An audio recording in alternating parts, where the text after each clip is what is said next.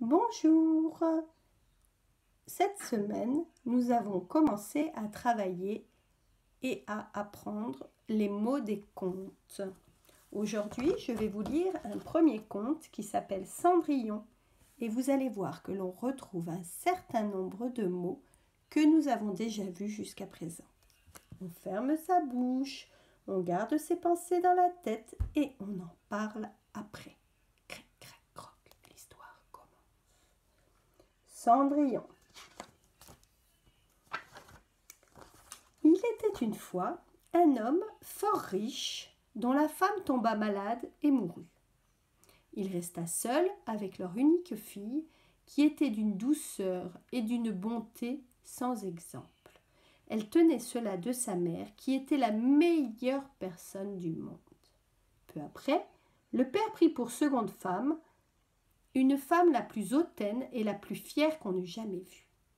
Elle avait 2 filles de son caractère qui lui ressemblaient en toutes choses. Elles étaient jolies et blanches de visage, mais vilaines et noires de cœur.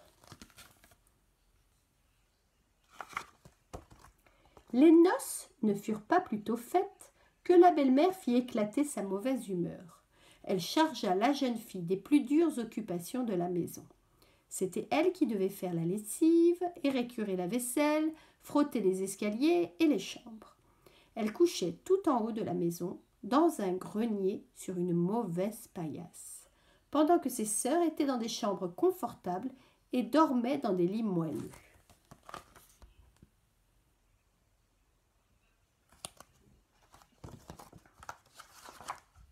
La pauvre fille souffrait tout avec patience et n'osait s'en plaindre à son père, car elle ne voulait pas lui causer du souci.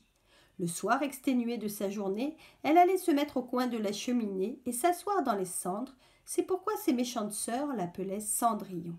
Cependant, avec ses pauvres habits, elle était 100 fois plus belle que ses sœurs, quoique vêtue très magnifiquement. Il arriva que le fils du roi donna un bal et qu'il invita toutes les jolies demoiselles du pays. Quand les 2 sœurs apprirent qu'elles y étaient conviées, elles furent transportées de joie et ne pensèrent plus qu'à leur toilette. « Moi, dit l'aînée, je mettrai mon habit de velours rouge et ma garniture de dentelle. Oh, moi, dit la canette, je mettrai ma cape brodée de fleurs d'or et mon collier de diamants. » Et elles étaient toujours devant le miroir.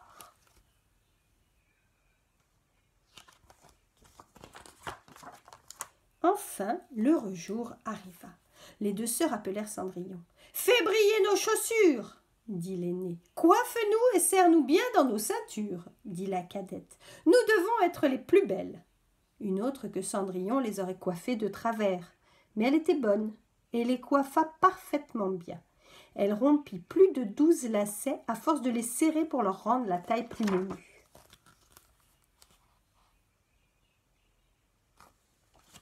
Enfin, elles partirent, et Cendrillon les suivit des yeux le plus longtemps qu'elle put. Lorsqu'elle ne les vit plus, elle se mit à pleurer. Sa marraine, qui la vit tout en pleurs, lui demanda ce qu'elle avait. « Je voudrais bien... » Elle sanglotait si fort qu'elle ne put achever. Sa marraine, qui était fée, lui dit « Tu voudrais bien aller au bal, n'est-ce pas ?»« Hélas, oui, » dit Cendrillon en soupirant. « Eh bien, dit sa marraine, je t'y ferai aller. » Elle la mena dans sa chambre et lui dit « Va dans le jardin et apporte-moi une citrouille. » Cendrillon rapporta à sa marraine la plus belle citrouille qu'elle put trouver, ne pouvant deviner comment cette citrouille la pourrait faire aller au bal. Sa marraine la creusa et, n'ayant laissé que l'écorce, la frappa de sa baguette magique. La citrouille fut aussitôt changée en un beau carrosse tout doré. Ensuite, elle alla regarder dans la souricière où elle trouva 6 souris tout en vie. Elle dit à Cendrillon de lever un peu la trappe de la souricière et à chaque souris qui sortait, elle donnait un coup de sa baguette et la souris était aussitôt changée en un beau cheval, ce qui fit un bel attelage de 6 chevaux d'un beau gris de souris pommelé. Après cela, sa marraine dit à Cendrillon « Va voir s'il n'y a pas quelques rats dans la ratière, nous en ferons un cocher. » Cendrillon lui apporta la ratière où il y avait 3 gros rats. La fée en prit un et l'ayant touché, il fut changé en un gros cocher, qui avait les plus belles moustaches qu'on avait jamais vues. Ensuite, elle dit à Cendrillon, « Va dans le jardin, tu y trouveras 6 lézards derrière l'arrosoir, apporte-les-moi. » Elle ne les eut pas plus tôt apportés que la marraine les changea en 6 laquais qui montèrent aussitôt derrière le carrosse avec leurs habits chamarrés.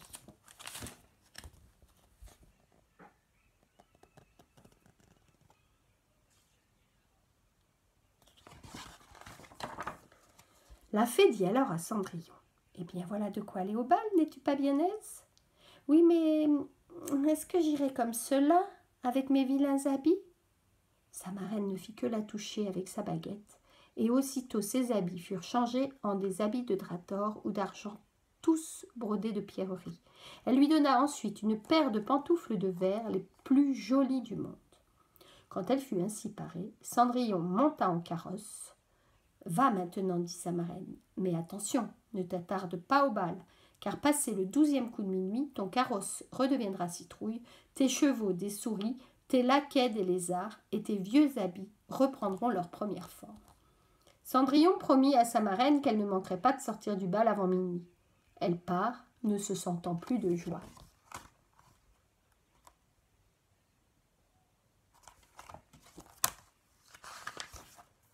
Le fils du roi, averti qu'il venait d'arriver une princesse qu'on ne connaissait pas, courut la recevoir.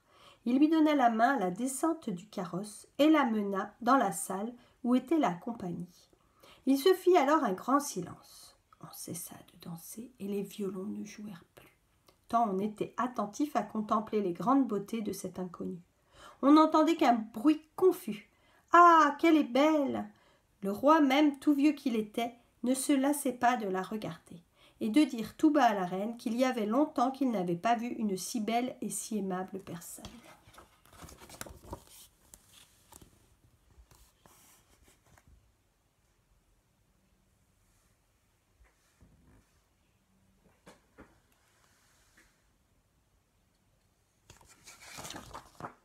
Toutes les dames étaient attentives à considérer sa coiffure et ses habits pour en avoir dès le lendemain des semblables. Le fils du roi la prit par la main pour la mener danser. Elle dansa avec tant de grâce qu'on l'admira encore davantage. Puis Cendrillon alla s'asseoir auprès de ses sœurs et leur fit 1000 politesses. Elle partagea avec elles des oranges et des citrons que le prince lui avait donnés, ce qui les étonna fort car elle ne la connaissait pas. Lorsqu'elle causait ainsi, Cendrillon entendit sonner 11h03. Elle fit aussitôt une grande révérence à la compagnie et s'en alla le plus vite qu'elle put.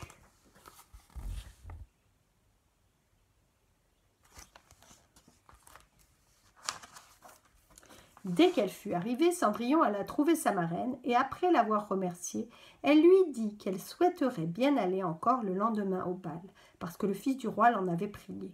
Elle racontait à sa marraine tout ce qui s'était passé au bal quand les 2 sœurs heurtèrent à la porte. Cendrillon alla leur ouvrir. « Que vous êtes longtemps à revenir, dit-elle en bâillant, en se frottant les yeux et en s'étirant comme si elle venait de se réveiller. « Si tu étais venue au bal, lui dit une de ses sœurs, tu ne t'y serais pas ennuyée.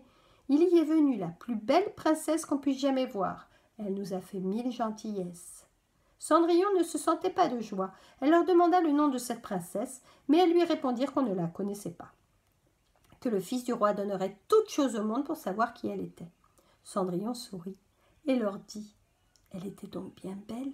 Mon Dieu, que vous êtes heureuse. Ne pourrais-je pas la voir ? Hélas, mademoiselle Javotte, prêtez-moi votre habit jaune que vous mettez tous les jours. » « Vraiment prêter ma robe à une vilaine Cendrillon comme cela ?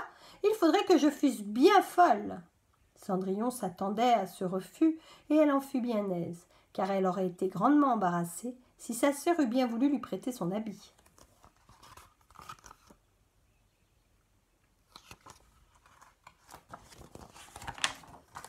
Le lendemain, les 2 sœurs furent au bal, et Cendrillon aussi, mais encore plus parée que la première fois. Le fils du roi fut toujours auprès d'elle et ne cessa de lui conter des douceurs. La jeune demoiselle ne s'ennuyait pas et oublia ce que sa marraine lui avait recommandé. Elle ne vit pas les heures passer. Quand elle entendit sonner le premier coup de minuit, elle se leva et s'enfuit aussi légèrement qu'aurait fait une biche. Le prince la suivit, mais il ne put la rattraper. Elle laissa tomber une de ses pantoufles de verre que le prince ramassa bien soigneusement.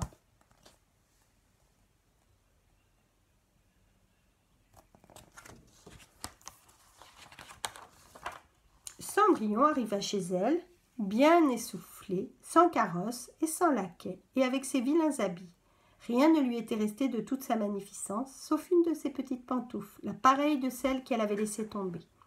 On demanda aux gardes de la porte du palais s'ils n'avaient point vu sortir une princesse. Ils dirent qu'ils n'avaient vu sortir personne, sauf une jeune fille fort mal vêtue et qui avait l'air d'une paysanne plutôt que d'une demoiselle. Quand ces deux sœurs revinrent du bal, Cendrillon leur demanda si elles s'étaient encore bien diverties et si la belle dame y avait été.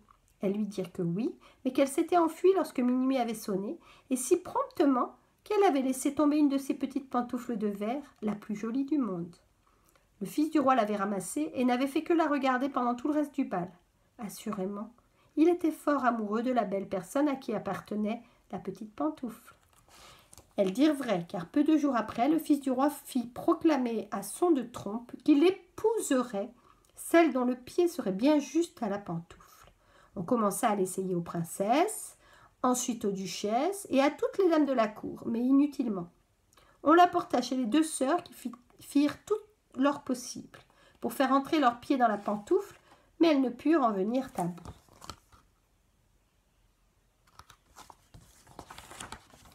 Cendrillon, qui les regardait et qui reconnut sa pantoufle, dit en riant « Oh, que je vois si elle ne m'irait pas !» Ses sœurs se mirent à rire et à se moquer d'elle.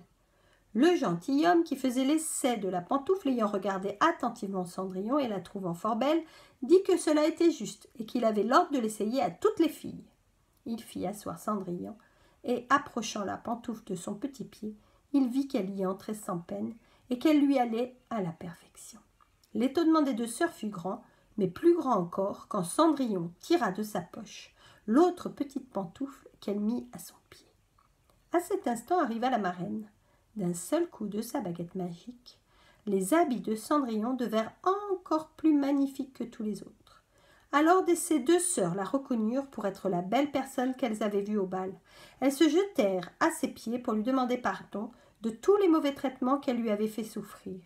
Cendrillon les releva et leur dit en les abraçant qu'elle leur pardonnait de bon cœur et qu'elle les priait de l'aimer bien toujours.